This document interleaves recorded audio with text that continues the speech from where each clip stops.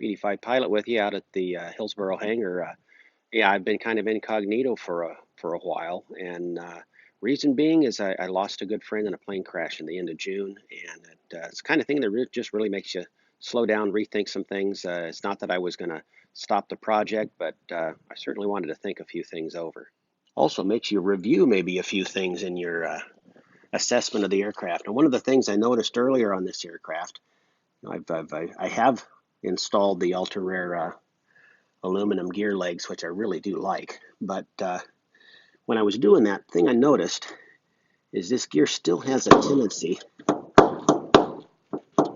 to slide back and forth. And in looking over the plans, I need to research this bolt right here a little bit better because I have an idea this might be the temporary bolt that was put to hold this in place with the AN bolt coming along at a later date. And so I'm probably going to revisit this and replace that and make sure it's correct and it's tight enough where I don't run into a torque setting on this particular bolt when I'm looking through the plan. So it probably just has to do with a proximity and movement, but it's even a little bit more loose on the opposite side despite my attempt to tighten the bolt down. I tightened it down until it felt like it's not going to continue moving. So I think that bolt might be a little long. It might be a temporary bolt, and that's why I'm having that fit problem. So good thing to take care of right now. And I did shoot an earlier video of the model I was working on, which I'm really tickled to have a model, 1/12 scale model to do. But if you notice the little spot on that wing,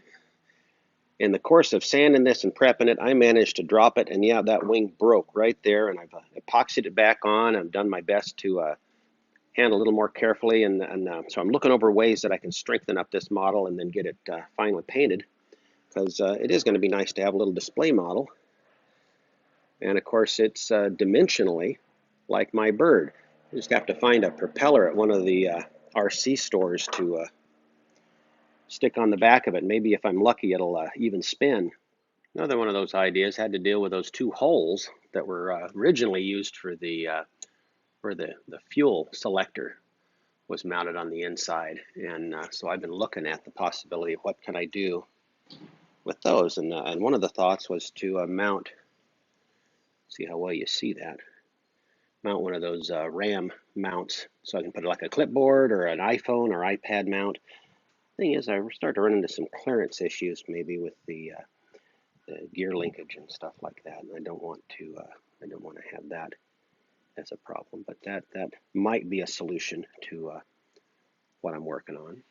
The mini iPad mount actually ends up looking a little bit better than that clipboard, but I'm thinking maybe only an iPhone is what I want to mount there, given the space constrictions. But that's in the thinking stage still. Wonderful thing working out of an airport. You just get to see the most gorgeous aircraft.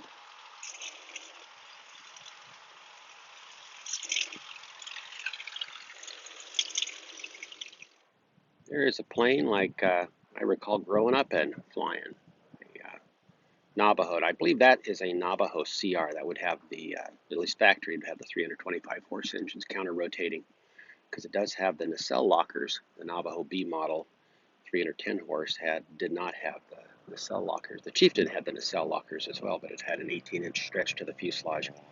And the windows on this looks like it doesn't. Don't think you can hear it. You might through my speakers.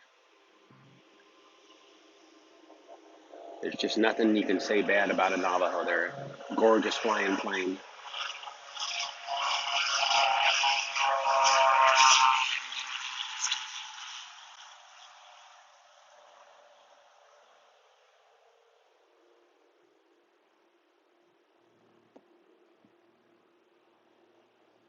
Nice cabin class, just a shame they weren't pressurized. Well, that's it for today's video. Appreciate all the support I've had from the community, and yeah, I'm still working on stuff. BD5 Pilot's out for now.